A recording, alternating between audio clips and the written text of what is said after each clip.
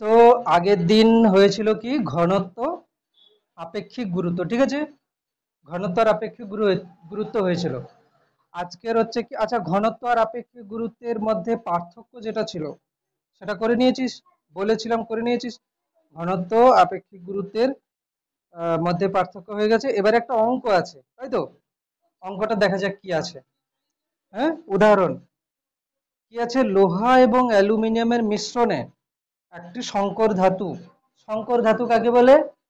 সংকর ধাতু হচ্ছে কি দুটো মানে একের বেশি ধাতু মিশিয়ে যেটা তৈরি হবে সেটা হচ্ছে কি সংকর ধাতু হবে। তো এখানে কি বলেছে, লোহা এবং অ্যালুমিনিয়ামের মিশ্রণে একটি সংকর ধাতু খণ্ডের ভর বলে দিয়েছে 588 গ্রাম, ঠিক আছে। সংকর ধাতুর ভর, সংকর ধাতুর ভর কত বলে দিয়েছে, 588 গ্রাম, দেখবি ভালো করে, 588 গ্রাম। এবং আয়তন, এর আয়তন কত বলেছে, এর আয়তন বলেছে, এর আয়তন বলেছে 100 সেমি কিউব, ঠিক আছে, 100 সেমি কিউব। লোহা ও অ্যালুমিনিয়ামের আপেক্ষিক গুরুত্ব, লোহার আপেক্ষিক গুরুত্ব কত, লোহার আপেক্ষিক গুরুত্ব, লোহার আপেক্ষিক গুরুত্ব কত বলেছে, 8। আর অ্যালুমিনিয়ামের, অ্যালুমিনিয়ামের আপেক্ষিক গুরুত্ব কত হচ্ছে 2.7। এই সংকর ধাতুতে উপাদানগুলির ভর এবং আয়তনের অনুপাত নির্ণয় করো। কি হবে এবার, ভর এবং আয়তনের অনুপাত নির্ণয় করো। ভরের অনুপাত প্রথমে আর আয়তনের অনুপাত বার করতে হবে। কি করে হবে, সংকর ধাতুটার মোট ভর কত বলেছে, সংকর ধাতুর ভর বলেছে 588 গ্রাম, আয়তন কত বলেছে 100 সেমি কিউব। তাহলে আমি যদি বলে নিই যে লোহার আয়তন, লোহার আয়তন যদি কিছু একটা ধরি, লোহার আয়তন সমান ধরে নিচ্ছি, ধরি লোহার আয়তন কত ভি সেমি কিউব, তাহলে অ্যালুমিনিয়ামের আয়তন কত আসবে, দেখ লোহা আর অ্যালুমিনিয়ামকে মিশিয়ে মোট আয়তন কত এসছে, 1000 সেমি কিউব। এটা হচ্ছে কি লোহার অ্যালুমিনিয়ামকে মেশাতে মোট আয়তন এসছে। তাহলে আমি যদি লোহার আয়তন ভি ধরে নিই তাহলে অ্যালুমিনিয়ামের কত হবে, 1000 - ভি সেমি কিউব, একই না বল, 1000 - ভি সেমি কিউব হবে। এটা নিয়ে কারোর অসুবিধা আছে? এরপরে নেক্সট হচ্ছে কি, 100 সেমি কিউব ছিল না 1000 ছিল, হ্যাঁ 100 ছিল, 100, 100 ছিল, 100 সেমি কিউব হবে, ঠিক আছে। এবারে এবার এখান থেকে কি করব, যে যদি বলি এর ঘনত্ব, এদের ঘনত্ব বার হয়ে যাবে। ঘনত্ব কি করে করব, দেখ আপেক্ষিক গুরুত্ব থেকে ঘনত্ব পাওয়া যায়। বলবে আচ্ছা করতে চাইছিটা কি, প্রথম কথা কি করতে চাইছি, আয়তন আছে না, দুজনের আয়তন আছে, আয়তনের সাথে ঘনত্ব গুণ করলে কি পাওয়া যায়, ভর। কেন না, ঘনত্ব সমান ভর বাই আয়তন। আমার হচ্ছে প্রসেসটা কি রকম হচ্ছে, দেখ মেন তো জানতে হবে যে আমি কোন পথে যাচ্ছি। না এখানে আমাকে যখন হচ্ছে কি যে ঘনত্বের সঙ্গে আয়তন গুণ করব ভর পেয়ে যাব। এবার আমি কি কোন জায়গাতে ফার্স্ট শুরু করেছি, লোহার আয়তন অ্যালুমিনিয়ামের আয়তন, দুটোর আয়তন আছে। এবার এই দুজনের যদি আমি ঘনত্ব পেয়ে যাই তাহলে ঘনত্বের সাথে আয়তন গুণ করলে কি পাবো, লোহার ভর পেয়ে যাব, অ্যালুমিনিয়ামের ভর পেয়ে যাব। দুজনের ভরকে যোগ করলে কত পাবো, এই ভরটা পেয়ে যাব। এবারে কথা হচ্ছে যে আমি লোহার ঘনত্ব পাবো কত আর অ্যালুমিনিয়ামের ঘনত্ব পাবো কত। আমরা আপেক্ষিক গুরুত্ব মানে কি জানি, আমরা আপেক্ষিক গুরুত্ব মানে কি জানি, আপেক্ষিক গুরুত্ব হচ্ছে কি না বস্তুর ঘনত্ব, তাই না, বস্তুর ঘনত্ব বাই 4 ডিগ্রি সেন্টিগ্রেড উষ্ণতায় জলের ঘনত্ব। হুম 4 ডিগ্রি সেন্টিগ্রেড উষ্ণতায় জলের ঘনত্ব কত, 1 গ্রাম/সেমি কিউব। তাহলে যদি আমি বলি এখান থেকে, তাহলে তাহলে লোহার আপেক্ষিক গুরুত্ব কত, 8 সমান দেখ লোহার আপেক্ষিক গুরুত্ব হচ্ছে 8 সমান কি লিখবো, লোহার ঘনত্ব, তাই না? লোহার ঘনত্ব বাই 4 ডিগ্রি সেন্টিগ্রেড উষ্ণতায় জলের ঘনত্ব, তাই না? জলের ঘনত্বটা কত, 1 গ্রাম পার সেমি কিউব। এটাকে কি লিখবো তাহলে, কি হবে, লোহার ঘনত্ব, লোহার ঘনত্ব বাই 1 গ্রাম পার সেমি কিউব। তাহলে এটা দেখ 8 সমান লোহার ঘনত্ব বাই 1 গ্রাম পার সেমি কিউব। তাহলে লোহার ঘনত্ব কত আসবে, 8 এর সাথে এটা গুণ হয়ে যাবে। মানে সোজা কথায় বলতে গেলে লোহার আপেক্ষিক গুরুত্ব যেটা দেওয়া আছে এর ঘনত্ব কত আসবে, 8 গ্রাম পার সেমি কিউব। আর অ্যালুমিনিয়ামের আপেক্ষিক গুরুত্ব যেটা আছে তার ঘনত্ব আসবে কত, 27 গ্রাম পার 2.7 গ্রাম পার সেমি কিউব। তাহলে এখান থেকে এত কিছু না লিখে আমি এক চান্সে কি লিখতে পারি, যে লোহার আয়তন এটা লিখেছি, লোহার ঘনত্ব কত লিখবো, ঘনত্ব লিখবো 8 গ্রাম পার সেমি কিউব।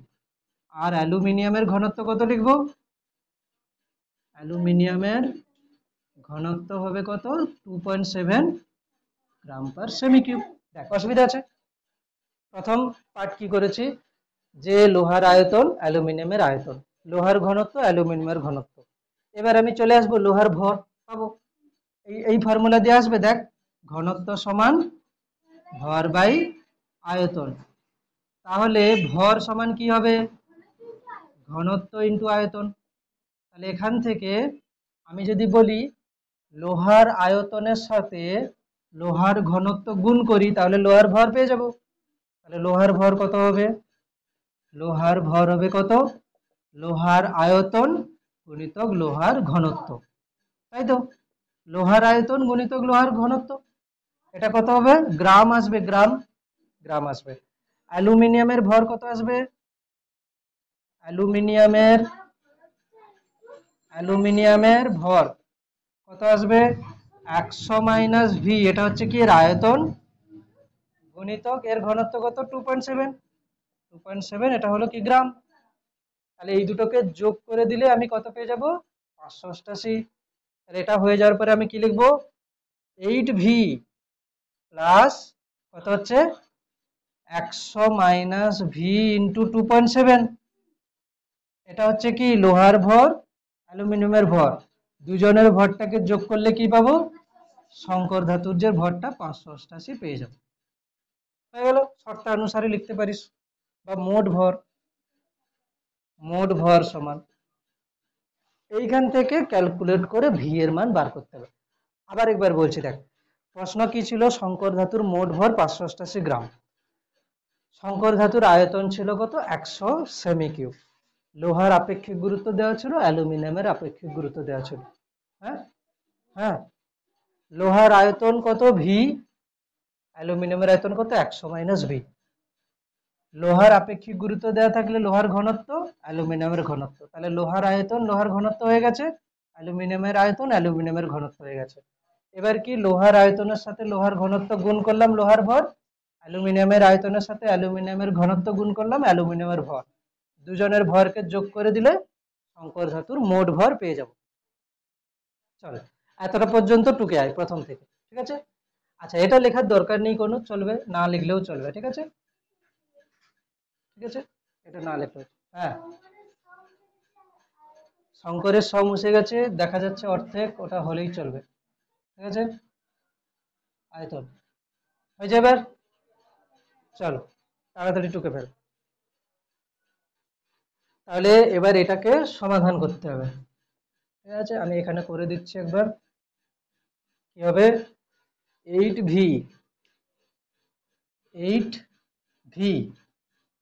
প্লাস 100-র সাথে 2.7 গুণ হলে কত হচ্ছে, দেখ এটাকে 27-এর মতো ধরবো, 27 আর 100-র সাথে গুণ হলে 2700 হচ্ছে, 2.7 এখানে একটা পয়েন্ট ছিল, এই জন্য এখানে একটা পয়েন্ট হবে, মানে কত হচ্ছে 270, হচ্ছে 270, আর এটা হচ্ছে কত, মাইনাস 2.7v সমান কত হচ্ছে 588, লেখা হয়েছে 588, এটা লেখা হয়েছে, এটা 588, ঠিক আছে? 588 হচ্ছে, ঠিক আছে, 588। এবার এখান থেকে কি করবো, এটাকে বাদ দিলে কত হচ্ছে, 8v থেকে 2.7 বাদ দিলে কত হচ্ছে, 5.3v, আর কত হচ্ছে 588 থেকে এই সাইডে 270 চলে আসবে মাইনাস, বা 5.3 ভি সমান, এটা কত হচ্ছে 8, 8 থেকে 7 গেলে 1, এটা হচ্ছে কত 318, বা ভি সমান কত হচ্ছে 318/5.3।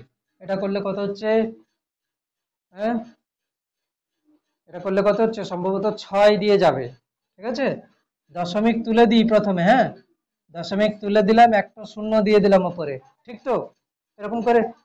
এবার দেখ এটা না 53 কে 6 দিয়ে গুণ করলে এটা হবে, 53 সাথে 6 দিয়ে গুণ করে দেখ, 6 3 18, হাতে থাকলো 1, 5 6 30, একে 31, ঠিক আছে। তাহলে কত হচ্ছে 53 6 318, আর একটা শূন্য আছে, মানে এটা হচ্ছে কত 60, 60 হচ্ছে। তাহলে ভিটা কার ধরেছিলাম, কার আয়তন ধরেছিলাম, ভিটা হচ্ছে লোহার আয়তন ধরেছিলাম।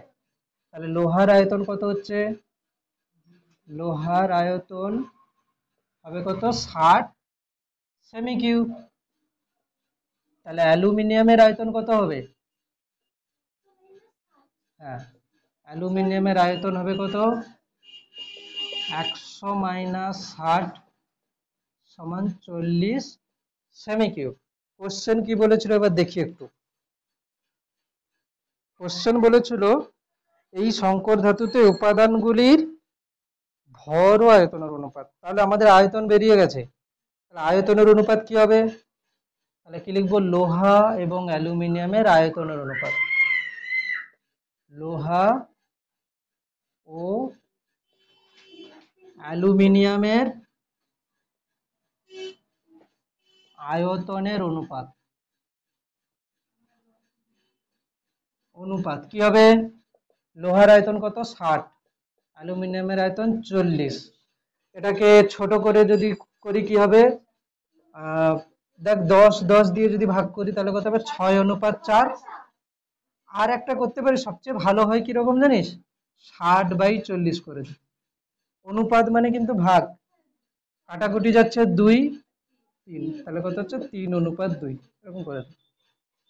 বোঝা যাচ্ছে কার অসুবিধা, 3:2, আচ্ছা 3:2। আর কি ছিল, ভরের অনুপাত ছিল। তাহলে ভরের অনুপাত করার জন্য আমি কি করব, লোহার ভর বার করব, অ্যালুমিনিয়ামের ভর বার করব, তাই না। তাহলে লোহার ভর কত আসবে, না লোহার আয়তন কত আসছে 40, না লোহার আয়তন হচ্ছে 60, লোহার আয়তন হচ্ছে কত 60, লোহার ঘনত্ব কত বেরিয়েছিল 8, তাহলে 8, তাহলে এটা কত হচ্ছে 848 শূন্য 480 গ্রাম, 480 গ্রাম হচ্ছে, এটা হচ্ছে কত 480 গ্রাম লোহার ভর। অ্যালুমিনিয়ামের ভর কি হবে, অ্যালুমিনিয়ামের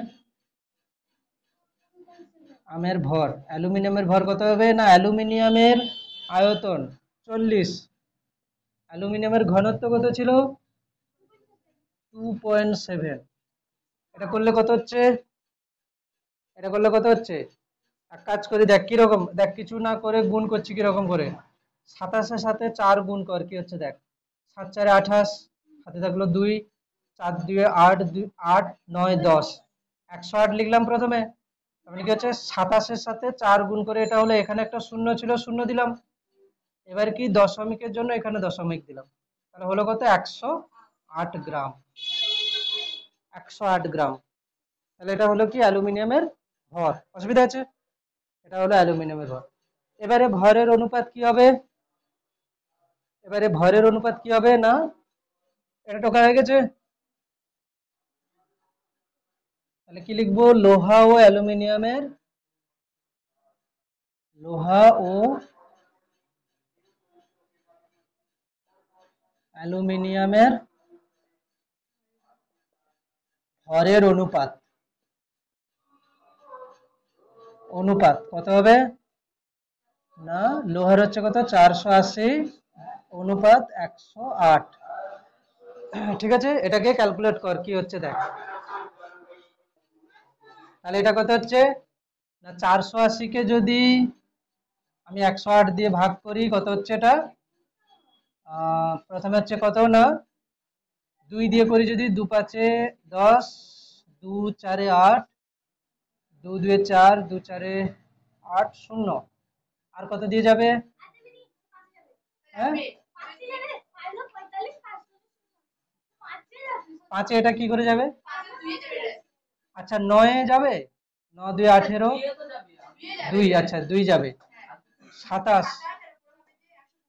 120, তারপরে 3-এ যাবে, 3 9 27, আর যাবে? আর যাবে না, 40/9, তাহলে এটা কত হচ্ছে? 40:9 হয়ে গেল, এটা 40:9 হচ্ছে। ঠিক আছে। আর হচ্ছে ঘনত্ব আপেক্ষিক গুরুত্বের উপরে অনুশীলনীর উপরে কোনো অঙ্ক আছে নাকি দেখে নি, তারপরে পৃষ্ঠটানে যাবো, দেখি কি আছে। হচ্ছে, বুঝতে পারছিস?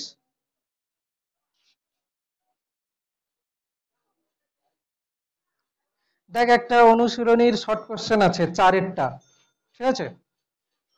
কোন পদার্থের ঘনত্ব 800 কেজি পার মিটার কিউব হলে তার আপেক্ষিক ঘনত্ব কত হবে? করে দেখ কি হয়। কোন পদার্থের ঘনত্ব 800 কেজি পার মিটার কিউব হলে আপেক্ষিক ঘনত্ব কত হবে? 61 পেজের শর্ট কোশ্চেন আছে 4-এরটা।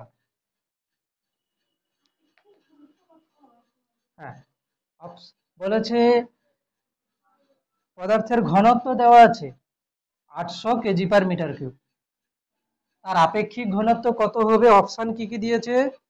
6 দিয়েছে, 16 দিয়েছে, 4 দিয়েছে, 8 দিয়েছে। কি হবে এবার? আমি একটা কথা বলছি শোন, আপেক্ষিক ঘনত্বের যে ফর্মুলা ছিল, হ্যাঁ, আপেক্ষিক ঘনত্ব সমান কোন পদার্থের ঘনত্ব বাই 4 ডিগ্রি সেন্টিগ্রেড উষ্ণতায় জলের ঘনত্ব, তাই না? এইবারে বল, তুই যদি আপেক্ষিক ঘনত্ব বার করতে চাস, তোকে হয় সিজিএস এ যেতে হবে, নাহলে এসআইতে যেতে হবে, তাই না? এবারে যেটা কথা হচ্ছে যে পদার্থের ঘনত্ব কত দেওয়া আছে? 800 কেজি পার মিটার কিউব, তাই না? 800 কেজি পার মিটার, এটা কিসে দেওয়া আছে? এটা কিসে দেওয়া আছে? সিজিএস এ না এসআইতে? এসআইতে দেওয়া আছে। তাহলে তুই যদি এটাকে এসআইতে রাখিস, তাহলে নিচে নিচে যে জলের ঘনত্ব সেটাকেও এসআইতে রাখা উচিত। জলের ঘনত্ব কত ছিল? 1 গ্রাম পার সেমি কিউব। এসআইতে নিলে, এসআইতে নিলে 1000 কেজি পার মিটার কিউব। তাহলে এই জন্য কি লিখবো? 8000 কেজি পার মিটার কিউব। এটা হচ্ছে কি পদার্থের ঘনত্ব। 4 ডিগ্রি সেন্টিগ্রেড উষ্ণতায় জলের ঘনত্ব 1 গ্রাম পার সেমি কিউব হয় সিজিএস এ, এসআইতে হয় কত? 1000 কেজি পার মিটার কিউব। এটা কেটে গেল, তাও হবে। তুই যদি পদার্থের ঘনত্বটাকে সিজিএস এ করে নিস, তাতেও হবে। হ্যাঁ, এটাতে কিছু নেই তো আর। হ্যাঁ, পদার্থের ঘনত্বটাকে যদি সিজিএস এ করে নিস, তাহলে জলেরটাকে সিজিএস এ 1 গ্রাম পার সেমি কিউব লিখলেও হবে। আর যদি পদার্থের ঘনত্বটাকে এসআইতে রাখিস, তাহলে জলেরটাকেও এসআইতে নিতে হবে। তাহলে উত্তর হয়ে যাচ্ছে কত? 8। 9-এরটা কর, 9 9। দুটি তরলের ঘনত্ব যথাক্রমে 1.6 গ্রাম পার সেমি কিউব ও 2 গ্রাম পার সেমি কিউব। তরল দুটিকে সম আয়তনে মিশ্রিত করলে মিশ্রণের ঘনত্ব হবে, কি হবে? কি করবি এবার দেখ। বলেছে 9-এর কোশ্চেনটা যেটা বলছে, 9-এর কোশ্চেন কি বলছে? যে দুটি তরলের ঘনত্ব দেওয়া আছে। একটা তরলের ঘনত্ব কত দেওয়া আছে? একটা তরলের ঘনত্বকে আমি ধর D1 ধরে নিচ্ছি। কত দেওয়া আছে? 1.6 গ্রাম পার সেমি কিউব। আর একটা তরলের ঘনত্ব কত দেওয়া আছে? সেটাকে আমি D2 ধরে নিচ্ছি, কত না 2 গ্রাম পার সেমি কিউব।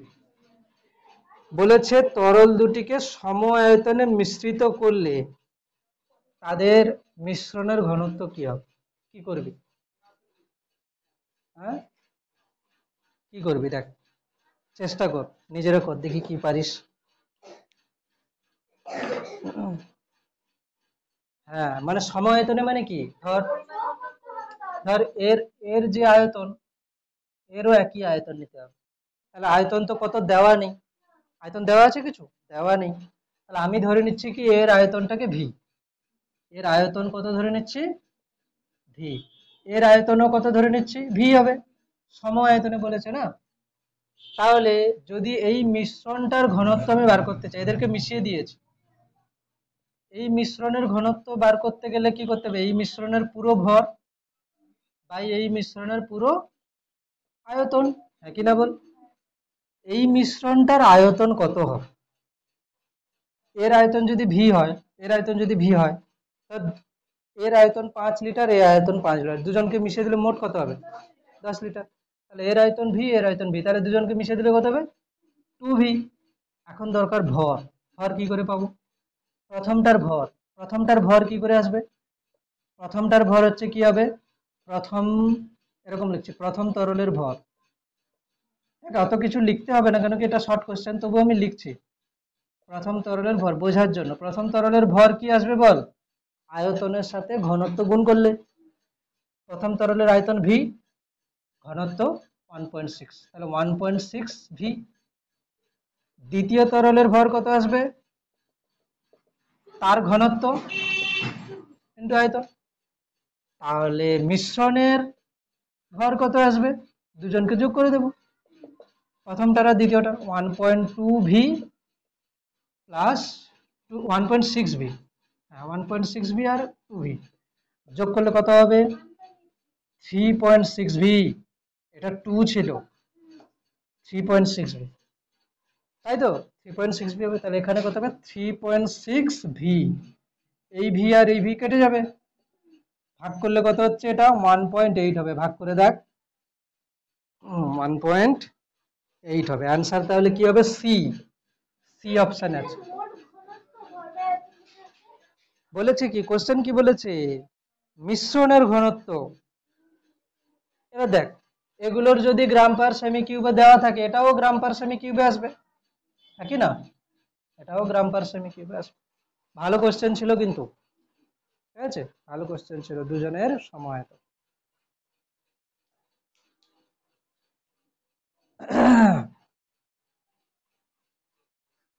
আর কি কোশ্চেন আছে এখানে, ঘনত্ব পর্যন্ত দেখে নিই।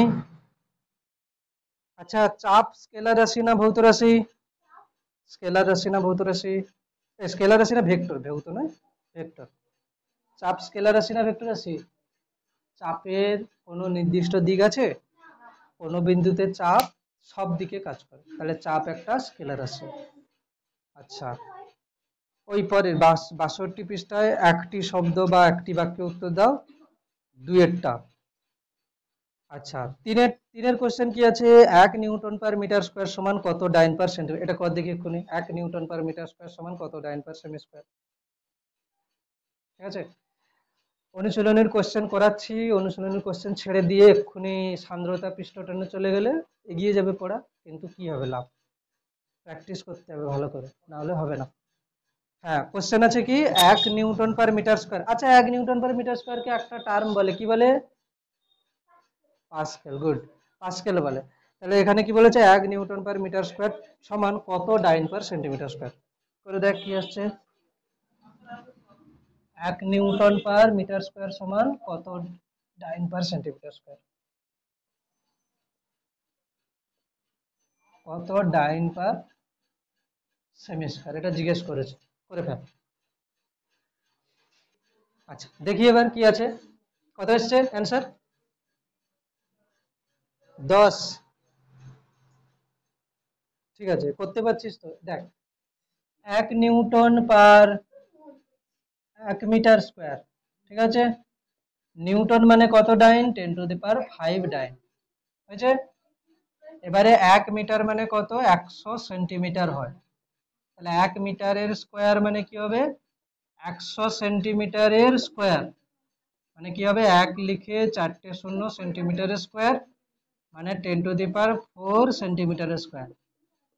10⁴ সেন্টিমিটার স্কোয়ার। এখান থেকে কত হবে 10⁵ -4 ডাইন পার সেমি স্কোয়ার, মানে কি হচ্ছে 10 ডাইন পার সেমি স্কোয়ার। এটা হচ্ছে কত 1 নিউটন পার মিটার স্কোয়ার। এটা হচ্ছে answer 1 newton per metre square মানে 10 ডাইন পার সেন্টিমিটার স্কোয়ার। দেখ এগুলো কিন্তু সবার আশা চাই, আশা চাই বলতে যেন করতে পারিস, ঠিক আছে? এমন কোনো কঠিন জিনিস না, এগুলো যদি আটকে যাস তাহলে কি বলবো, টিউশন পড়ার কোনো মানেই নেই, বাড়িতে পড়লেও চলবে। আটকে যায় না যেন, বুঝতে পারছিস কেমন হচ্ছে?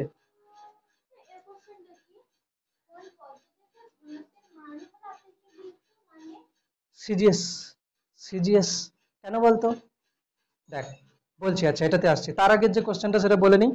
ব্যারোমিটারের পাঠ খুব ধীরে ধীরে কমতে থাকলে কি বোঝা যায়?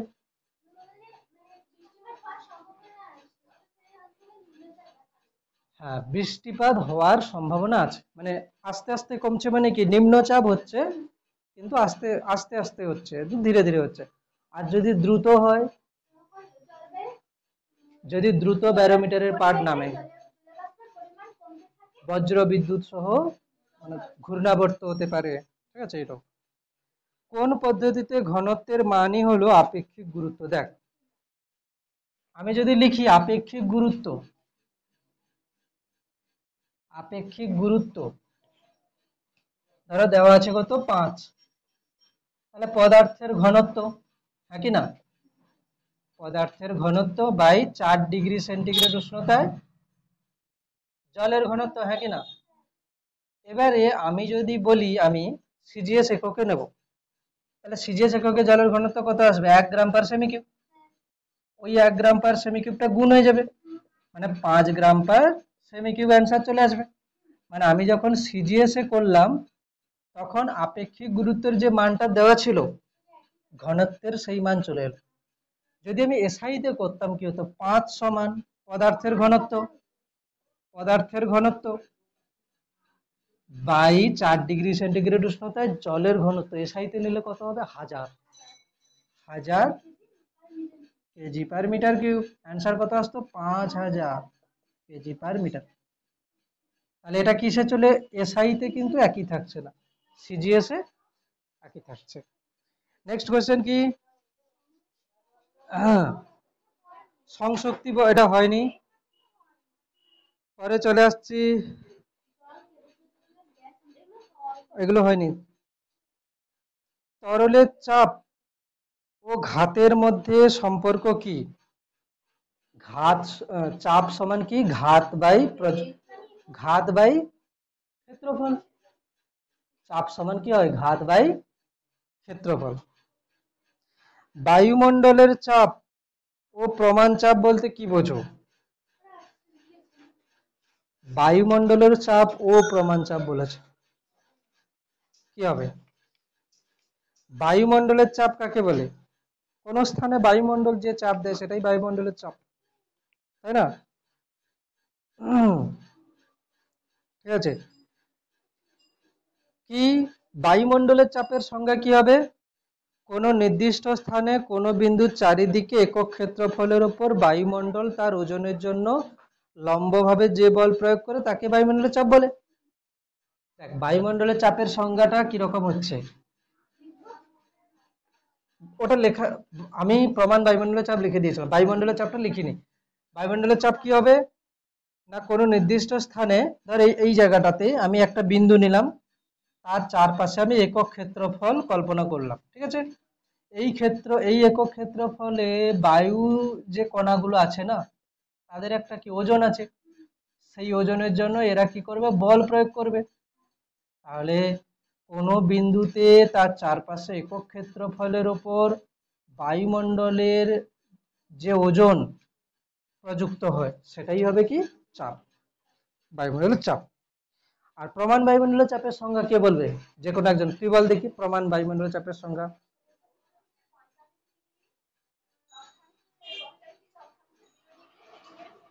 হ্যাঁ,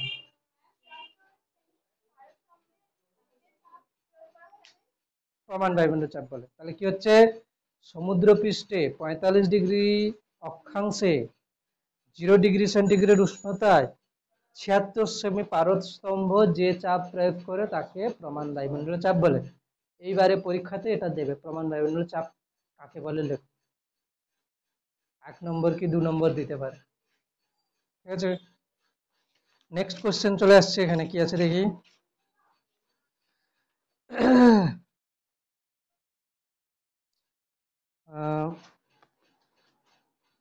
ব্যারোমিটারের সাহায্যে কিভাবে আবহাওয়ার পূর্বাভাস পাওয়া যায় হবে। আচ্ছা, সাইফনের দুটি ব্যবহার প্রয়োগ উল্লেখ করো। পারবি তো? আচ্ছা, ঘনত্ব আপেক্ষিক গুরুত্বের মধ্যে পার্থক্য। প্লবতা কোন কোন বিষয়ের উপর নির্ভর করে হবে। প্লবতা কোন কোন বিষয়ের উপর নির্ভর করে হবে। আচ্ছা, আর্কিমিডিসের নীতিটি লেখো। পারবি? বরফ জলে ভাসে কেন? এটা হয়েছে কিন্তু এটা লিখতে হবে, বরফ জলে ভাসে কেন। ঠিক আছে, কি লিখবি? বরফ জলে ভাসে কেন। একবার দেখে নিচ্ছি বইতে আছে কিনা, বরফ জলে ভাসে কেন, তাহলে লিখে দিচ্ছি। আশা করি তো বইতে নেই। ঠিক আছে, লেখ, বরফ জলে ভাসে কেন। লিখছি। ঠিক আছে,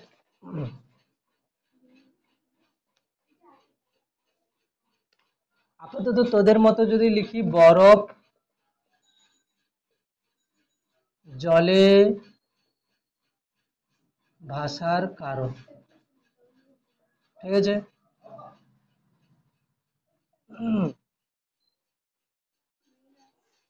কি লিখবো? যে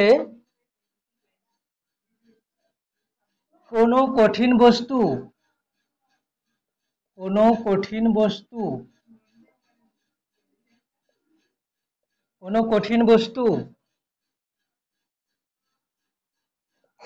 কোনো কঠিন বস্তুর ঘনত্ব তরলের ঘনত্বের চেয়ে কম হলে সেটি সেটি তরলে ভেসে যাবে। ঠিক আছে, সেটি তরলে ভেসে, এটা আরেকটু লিখতে হবে, সেটি হচ্ছে কি প্লবক বলের জন্য, সেটি প্লবতার জন্য তরলে ভেসে যায়। হ্যাঁ, কোনো কঠিন বস্তুর ঘনত্ব তরলের ঘনত্বের চেয়ে কম হলে, হ্যাঁ ঘনত্ব, কোনো কঠিন বস্তুর ঘনত্ব তরলের ঘনত্বের চেয়ে কম হলে সেটি প্লবতার জন্য তরলে ভেসে যায়। এবারে কি লিখবো না, জলের ঘনত্ব সমান 1 গ্রাম পার সেমি কিউব। ঠিক আছে, জলের ঘনত্ব সমান 1 গ্রাম পার সেমি কিউব। এবার কি লিখবো, যে জল জমে বরফ হলে, বরফ হলে একই ভরের ক্ষেত্রে তার আয়তন বেড়ে যায়, আয়তন বেড়ে যায়, তাই তার ঘনত্ব কমে যায় এবং বরফের ঘনত্ব হয় 0.9 গ্রাম পার সেমি কিউব। কোনটা বড়? 1 গ্রাম পার সেমি কিউব বড়, 0.9টা ছোট। ঠিক আছে, হয়েছে। হ্যাঁ, বরফের ঘনত্ব হয় কত? 0.9 গ্রাম পার সেমি কিউব। ঠিক আছে, বরফ, বরফ যে আয়তনের জল অপসারিত করে, অপসারিত করে তার ওজন, তার ওজন বরফের চেয়ে বেশি হয়, অর্থাৎ প্লবক বল বরফের ওজনের চেয়ে বেশি হওয়ায় বরফ জলে ভাসে, তাই তো? বরফ জলে ভাসে, বরফ জলে ভাসে। ঠিক আছে, কে দেখছে? খুব ভালো তো।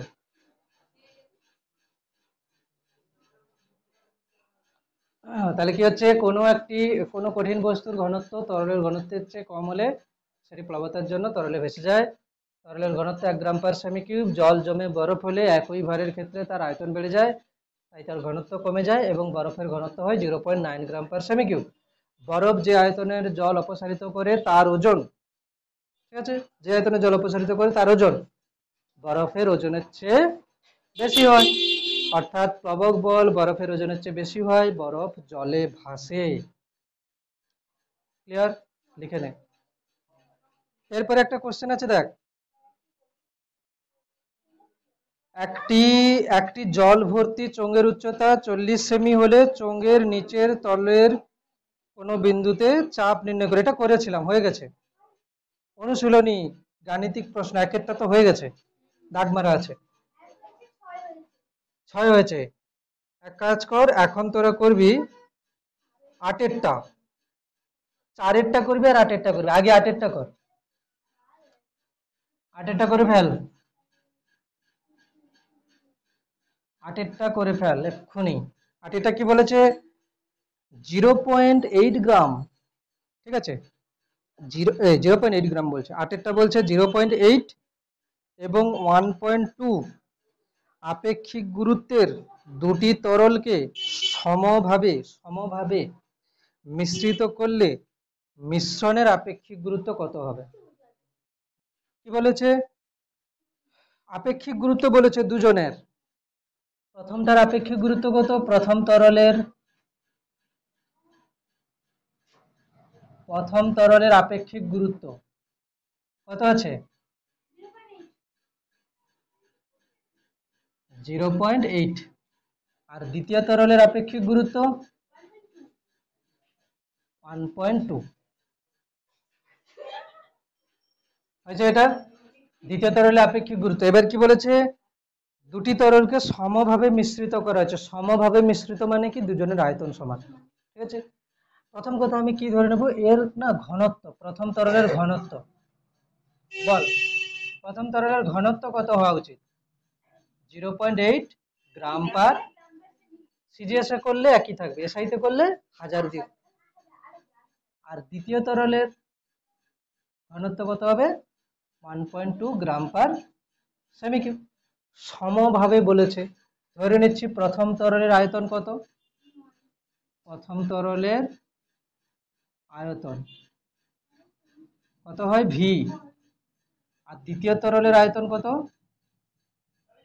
দ্বিতীয় তরলের আয়তনও কত হচ্ছে? সেটাও কত হচ্ছে? ভি। দ্বিতীয় তরলের আয়তনও ভি। তাহলে প্রথম তরলের ভর কত? প্রথম তরলের ভর 0.8 ভি, ঘনত্ব ইন্টু আয়তন। দ্বিতীয় তরলের ভর কত? 1.2 ভি, হয়েছে। তাহলে ঘনত্ব কত হবে? মোট ভর 0.8 ভি প্লাস 1.2 ভি, হয়েছে। আর মোট আয়তন কত হচ্ছে? ভি প্লাস ভি, মানে কত হচ্ছে? 2 ভি। তো এটা কত হচ্ছে? 0.8 প্লাস 1.2 বাই 2, মানে এটা হচ্ছে কত অ্যাকচুয়ালি? এটা অ্যাকচুয়ালি কিন্তু 2, এটাকে যোগ যদি করিস না 2 আসবে। 2 বাই 2 মানে কত হচ্ছে? 1।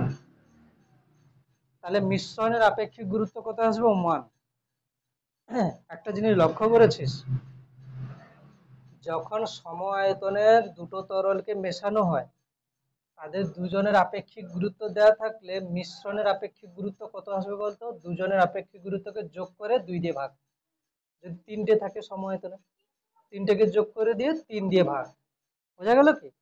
মানে আপেক্ষিক গুরুত্ব যদি দুটো তরলের আপেক্ষিক গুরুত্ব দেওয়া আছে, সম আয়তনে মিশিয়ে যে মিশ্রণটা তৈরি করব তার আপেক্ষিক গুরুত্ব কত আসবে, দুটোর আপেক্ষিক গুরুত্বকে যোগ করব 2 দিয়ে ভাগ।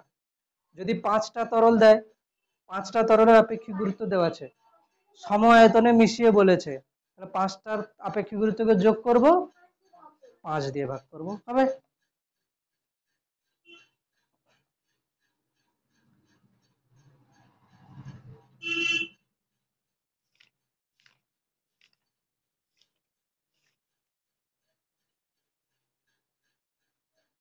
পরের দিন পৃষ্ঠটান থেকে শুরু করে সান্দ্রতা পর্যন্ত, মানে বার্নৌলির নীতির আগে পর্যন্ত শেষ করে দেব, অসুবিধা হবে না এগুলো।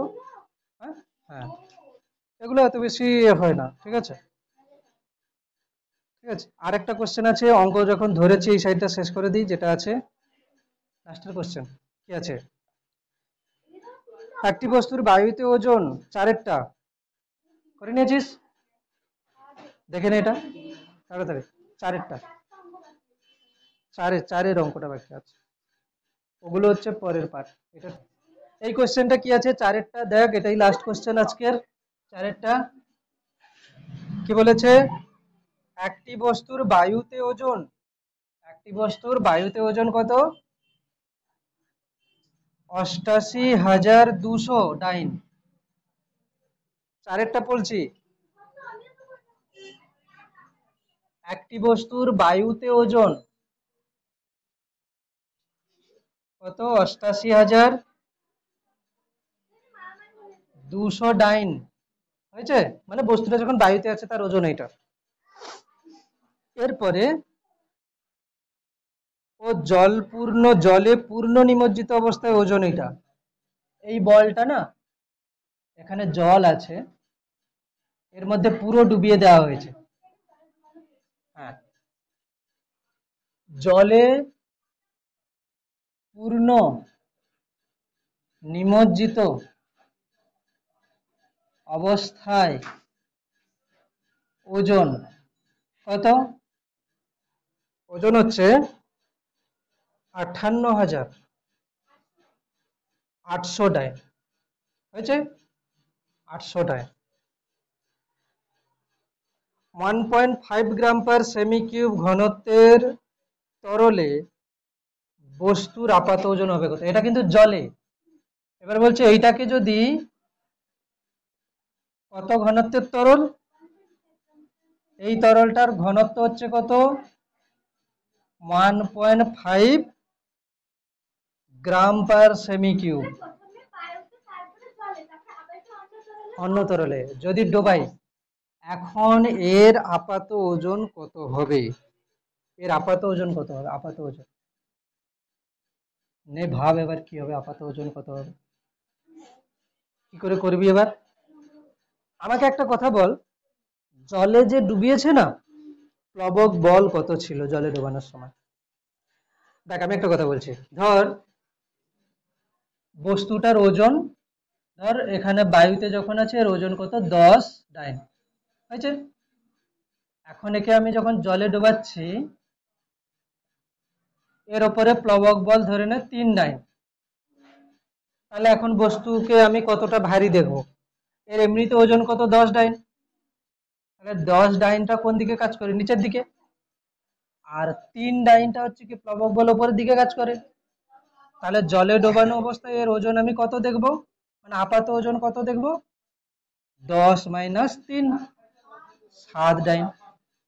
তাহলে কি হলো বলতো, আপাত ওজনটা কি হলো, আপাত ওজন হচ্ছে কি প্রকৃত ওজন যেটা 10, সেখান থেকে প্লবক বল বাদ দিতে হচ্ছে, হচ্ছে না, এই কার অসুবিধা বল, আপাত ওজন কি করে হচ্ছে, প্রকৃত ওজন থেকে প্লবক বল বাদ দিতে হচ্ছে।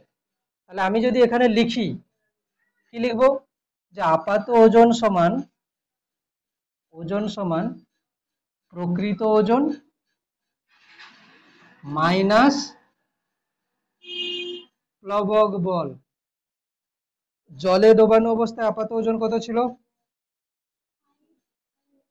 58,800 টাকা, তাহলে আমি এখানে লিখছি আপাত ওজন সমান প্রকৃত ওজন মাইনাস প্লবক বল, হ্যাঁ কি না? আপাত ওজন কত? 58,800 ডাইন। ডাইন লিখছি না, হ্যাঁ? বায়ুর ক্ষেত্রে এত নগণ্য হয়, সেখানে আমরা অতটা ধরি না, ঠিক আছে? বায়ুর ক্ষেত্রে কি হচ্ছে, বায়ুটা এতটাই নগণ্য হচ্ছে, বায়ুতে ওজন নেওয়া যা, আর হচ্ছে শূন্য স্থানে যদি নেই সেটাও তাই হচ্ছে, ঠিক আছে? কারণ কি বায়ুর জন্য যে বলছিস তো যে গ্যাসের জন্য প্লবক বল, তো এখানে বায়ু এত মানে বায়ুর ঘনত্ব এত কম হচ্ছে যে ওখানে প্লবক বল কিছু কাজ করছে না বলেই ধরে নিচ্ছে। আচ্ছা, প্রকৃত ওজন কত? 88,200 মাইনাস প্লবক বল, হ্যাঁ কি না? প্লবক বলটাকে এই সাইডে নিয়ে আসবো, প্লবক বল সমান 88,200 মাইনাস 58,800 করলে কত হচ্ছে দেখতো? 88,200 থেকে 58,800 বাদ দিলে কত হচ্ছে? কত হচ্ছে? হুম, কত হচ্ছে? 0 0, তাই তো? 12 থেকে 8 গেলে 4, 8 আছে এখানে 7, 7 থেকে 17 থেকে 8 গেলে 9, ঠিক আছে? এখানে কত আছে? 8 আছে, এখানে আছে 8 থেকে 5 গেলে কত হচ্ছে? 3, ঠিক করেছি দেখি? 0 0, ঠিক আছে। 12 থেকে 8 গেলে 4, এর কাছে আছে 7, 17 থেকে 8 গেলে 9, এখানে কত থাকবে? 7, 7 থেকে 5 গেলে 2। এইবারে বল, এটা যদি প্লবক বল হয়, এটা যদি প্লবক বল হয়, তাহলে এই বস্তুটা কত আয়তনের জল অপসারিত করেছিল? তাহলে কি প্লবক বল মানে কি? প্লবক বল মানে অপসারিত অপসারিত জলের ওজন, হ্যাঁ কি না? অপসারিত জলের ওজন কত? 29400 ধরে নে। এই যে যে বস্তুটা না, এর আয়তন ছিল কত? ভি। কত আয়তন ছিল? ভি। তাহলে এই বস্তুটা যদি আয়তন ভি থাকে, তাহলে ভি আয়তনের জলকে অপসারিত করেছে। তাহলে ভি আয়তনের হচ্ছে কি জল, জলের ঘনত্ব কত? 1 গ্রাম পার সেমি কিউব। এটা হলো কি জলের ভর, হ্যাঁ? এই বস্তুটার আয়তন যদি ভি ধরে নিই, তাহলে ভি আয়তনের জল অপসারিত করেছে। তাহলে জলের আয়তন গুণিতক জলের ঘনত্ব মানে কি হলো? জলের ভর 980, মানে কি আপেক্ষিক মানে হচ্ছে কি হচ্ছে? অভিকর্ষ ত্বরণ। তাহলে এটা কি হলো? অপসারিত জলের ওজন, যেটা হচ্ছে প্লবক বল। এখান থেকে কি পাবো? ভি পেয়ে যাবো। দেখ ভি কত আসছে? 29400 বাই 980 কত আসছে? কাটাকুটি করলে কি কি আছে এখান থেকে ক্যালকুলেট কর, কত আসছে ভি এর ভ্যালু। এক কাজ করছি, এরকম করে রেখে দিচ্ছি, ঠিক আছে? হুম, এটা হলো কি আয়তন। আচ্ছা, কাটতে পারিস, এটা 2 দিয়ে যাবে? 2 4 এ 8, 2 9 18, 2 1 এ 2, 2 4 এ 8, 2 7 এ 14, 147 হচ্ছে। 3 দিয়ে যাবে? 3 দিয়ে যাবে? মনে হচ্ছে তো 3 দিয়ে চলে যাবে। 49 কে 3 দিয়ে গুণ করলে 9 3 27, হাতে থাকলো 2, 4 3 12, 13 14, হ্যাঁ চলে গেছে, চলে গেছে। 3 দিয়ে চলে গেছে, তাহলে 3 হচ্ছে। তাহলে ভি হচ্ছে কত? 3, 3 সেমি কিউব আয়তন, মানে যে বস্তুটা জলে ডোবানো হচ্ছিল তার আয়তন কত? 3 সেমি কিউব। কি করে করছি দেখ, এখান থেকে আপাত ওজন সমান প্রকৃত ওজন মাইনাস প্লবক বল। প্লবক বল পেয়ে গেছি। প্লবক বল মানে কি? অপসারিত জলের ওজন। অপসারিত জলের ওজন কি করে আসবো? যে এই বলটার যে আয়তন ছিল, সেই আয়তনের জলকে অপসারিত করেছে। তাহলে জলের আয়তন মানে কি? এই বলটার আয়তন। আয়তন গুণিতক জলের ঘনত্ব গুণিতক অভিকর্ষ ত্বরণ করতে কি পেলাম? 3 পেয়ে গেলাম। এইবারে বল যে এই 1.5 ঘনত্বের তরলে যখন ডোবাচ্ছি, তখন প্লবক বল কত হবে? 1.5 গ্রাম পার সেমি কিউব এই ঘনত্বের তরলে যখন ডোবাবো, এখন প্লবক বল কত হবে? বলটিকে বস্তুটিকে বস্তুটিকে 1.5 গ্রাম পার সেমি কিউব ঘনত্বের তরলে ডোবালে প্লবক বল কত হবে? প্লবক বল কত হবে? এই আয়তনের তরল তার ওজন। কেন কি প্লবক বল হচ্ছে কি যে আয়তনের তরলকে অপসারিত করবে তার ওজন। তাহলে এখন এটাকে জলে ডোবালে, এটাকে এই তরল ডোবালে তরল কত আয়তনের তরল অপসারিত হবে? 3 আয়তনের তরল অপসারিত হচ্ছে। গুণ কি হবে? 3। একটা শূন্য থেকে যাবে। হ্যাঁ, একটা শূন্য থেকে যাবে, তাহলে 30 হচ্ছে, তাই তো? আচ্ছা, এবার বল যে বস্তুটিকে 1.5 গ্রাম পার সেমি কিউব ঘনত্বের হয়ে গেছে আস্তে আস্তে তরলে ডোবালে প্লবক বল সমান কত হবে? যে আয়তনের বস্তুটাকে ডুবিয়েছি সেই আয়তনের তরলকে অপসারিত করবে, ওই আয়তনের তরলের ওজন। তাহলে তরলের আয়তন কত? 30 সেমি কিউব। তরলের ঘনত্ব মানে কি হয়ে গেল? তরলের ভর হয়ে গেছে, তরলের ভর তার সঙ্গে 980 গুণ করে দেবো। তাহলে এটা হচ্ছে কি ভর গুণিত গভীকর্ষজ ত্বরণ হয়ে গেল। ভর গুণিত গভীকর্ষজ ত্বরণ করলে এটাকে গুণ করলে কত হচ্ছে দেখ, গুণ করে দেখ। এটা কত আসবে? ডাইন, ওটা 30। কোথায় কোথায় 3 আছে? কাটাকাটিতে 3 রেখে দিয়েছি, 30। ঠিক আছে, হয়েছে তো? এটাকে গুণ কর তাড়াতাড়ি, হয়ে গেছে। দেখ অঙ্কটা একটু বড় করে দিয়েছে, কিছু করার নেই। একবার জলে ডুবেছে, আবার একবার তরলে ডুবেছে, এই জন্য এরকম হচ্ছে। আর বুঝিয়ে বুঝিয়ে করতে গেলে এই জন্য সময় যাচ্ছে একটু। কি করলাম? জলে ডোবানোর সময় আপাত ওজন থেকে প্লবক বল বার করেছি, প্লবক বল থেকে জলের আয়তন বার করেছি। জলের যেটা আয়তন সেটাই হচ্ছে বস্তুর আয়তন। ওই আয়তনটা অন্য তরলে ডোবালে প্লবক বল কত হবে? ওই আয়তনের তরলের ওজন। ওই আয়তন বলতে কত? 30। তরলের ওজন বার করছি, মানে এটা হলো কি তরলের আয়তন গুণিতক ঘনত্ব, কি হলো? ভর। ভরের সাথে অভিকর্ষ ত্বরণ গুণ হলো, তাহলে কি পাবো? ওজন। এই ওজনটা বার করে নিলে কি হবে? প্লবক বল চলে আসবে। কোনটা? এটা এটা এটাতে এটা লিখেছিলাম, তবে হচ্ছে ওটাকে ওপরে নিয়ে চলে গেছে। ঠিক আছে, ওই কথাটাকে ওপরে লিখেছি। গুণ করে দেখ, আমি একটু করে দিচ্ছি। কত এটা চলে আসবে একবার দেখে নিচ্ছি কত আসছে দেখি। 30 গুণ 1.5 গুণ 980। হ্যাঁ, 30 গুণ 1.5 গুণ 980 মানে হচ্ছে 44,100 হচ্ছে। 100, 44,100 আসছে।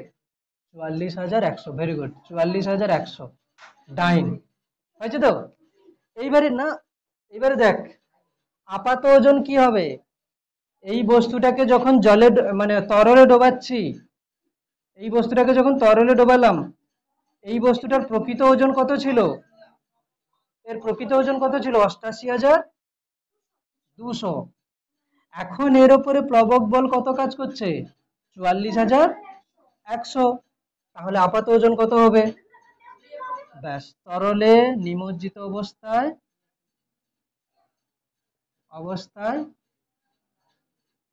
আপাত ওজন হবে সমান কত হবে? 88,200 থেকে 44,100 বাদ দিলে কত হচ্ছে? 44,100ই হবে অ্যান্সার, তাই না? ডাইন, 44,100 হবে তো? 44,100 হবে। ভালো অঙ্ক ছিল, তবে তোদের ক্ষেত্রে একটু বড় হয়ে গেছে অঙ্কটা। ঠিক আছে, তোদের ক্ষেত্রে একটু বড় হয়ে গেছে, তবু যদি বুঝে করিস হয়ে যাবে আরামসে। ঠিক আছে, মাথার উপর দিয়ে গেছে? কার কার মাথার উপর দিয়ে গেছে? কার গেছে? তোর মাথার উপর দিয়ে গেছে? মাথার উপর দিয়ে গেছে? আমি একটা কথা বলছি, শোন। আমি একটা কথা পুরো ব্যাপারটা বলছি। বলছে বস্তুটার বায়ুতে একটা ওজন দেওয়া আছে, সেটাকে তরলে ডোবাতে তার ওজন এটা দেখাচ্ছে, মানে তরলে ডোবানো অবস্থায় কি আপাত ওজন। আর আমি যদি বলি বস্তুর বায়ুতে ওজনটা প্রকৃত ওজন, প্রকৃত ওজন মাইনাস প্লবক বল সমান তরলে ডোবানো অবস্থায় ওজনটা, ওখান থেকে পেয়ে গেলাম কি প্লবক বলটা।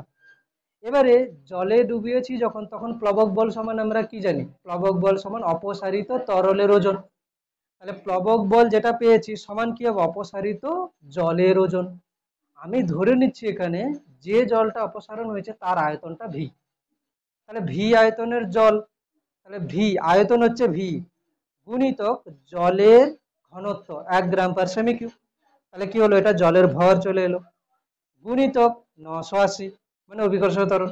তাহলে কি হলো, ভি আয়তনের যে জলটাকে অপসারণ করেছে তার ওজন মানে প্লবক বল, এখান থেকে ভি পেয়ে গেলাম।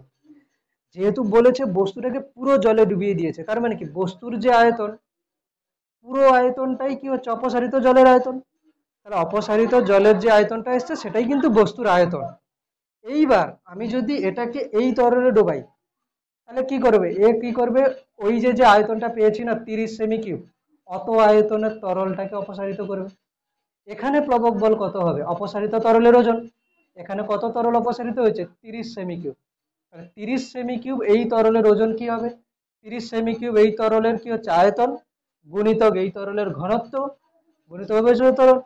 তাহলে এই তরলে ডোবানো অবস্থায় এটা হচ্ছে কি প্লবক বল।